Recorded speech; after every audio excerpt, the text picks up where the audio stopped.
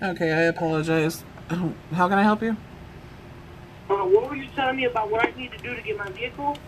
You need to be the registered owner, you have to have a picture ID, and you have to pay the tow bill. Okay, what's the tow bill?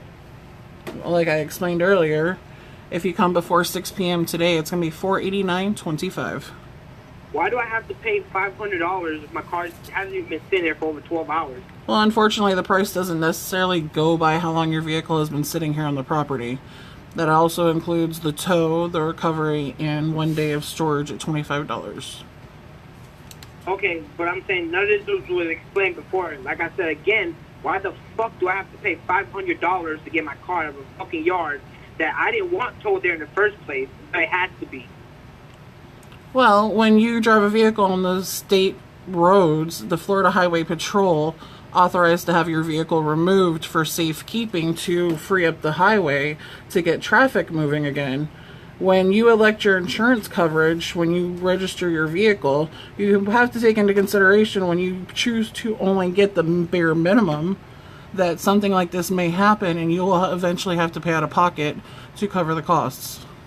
Correct, but you guys are charging me $489 to tow, and you guys towed my car for 3 miles. 3 miles is like, what?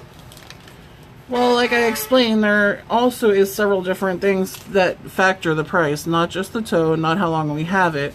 You said $25 for 1 day. It's been there, let's say 1 day, $25. Okay, so where do the $470 come from? Well, you have $167 for the tow. That's just to hook it up to the tow truck. It's $7.50 per mile towed. It was towed 6 miles, so that is $45. Correct. Then you have $250.50 for the recovery time on scene because it was such an extensive cleanup process because the accident was so horrific. So I gotta pay $250? Yes, sir. So that's so fucking bullshit. I gotta pay $250 because the accident was bad? What the fuck that got to do with the tow truck company? What that fuck got to do with me? Well, because I have to have personnel sit there until the scene is ready to be cleared. I also have... So because the officers and everybody took long and the car ended up going underneath the trailer, so that means now I'm paying because your guy was sitting there? The cost is deflected to the owner of the vehicle, yes, sir. That makes no kind of fucking sense. Well, I'm sorry you feel that way. I would definitely get in touch with your government elected officials who set up the rates for towing. Who's the manager? Who's in charge there? I am actually the office manager. You're the officer, so who's above you? Nobody. Oh, nobody but, so you own the place? No, but I am the highest ranking person here you will speak with.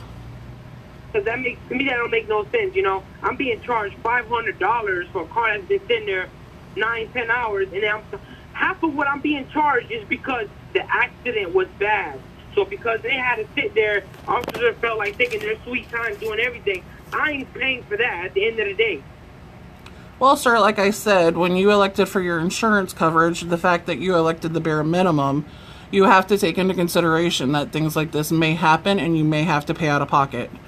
It compensates for the fact that you pay a very bare minimum price every month for your insurance. My insurance got nothing to do with it. Your insurance actually has everything to do with it, sir, because if you had full coverage, you wouldn't have to pay out of pocket for anything except your deductible. I chose to let you guys take the car, but not knowing that was going to be $500 for me to get the car. Okay. That was a kid. I was betting off towing my shit home for $160 to the hook, and I was only 3 miles away from my house. Because now you guys are charging me the, 6 miles towards your shitty-ass yard, and then on top of that, 167, and then on top of that, half of what all that is just fucking me paying for all the bullshit because the accident was horrendous. So I gotta pay. Well, it took over 2 hours to clean the scene, so sir. I'm gonna pay $250 for them to tow my car? That makes no kind of fucking sense. It took over 2 hours to clear the accident scene, sir. Oh, that's my fault. No. So that's my fault.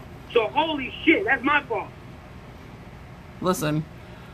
You guys are trying to fucking go out for money. $250?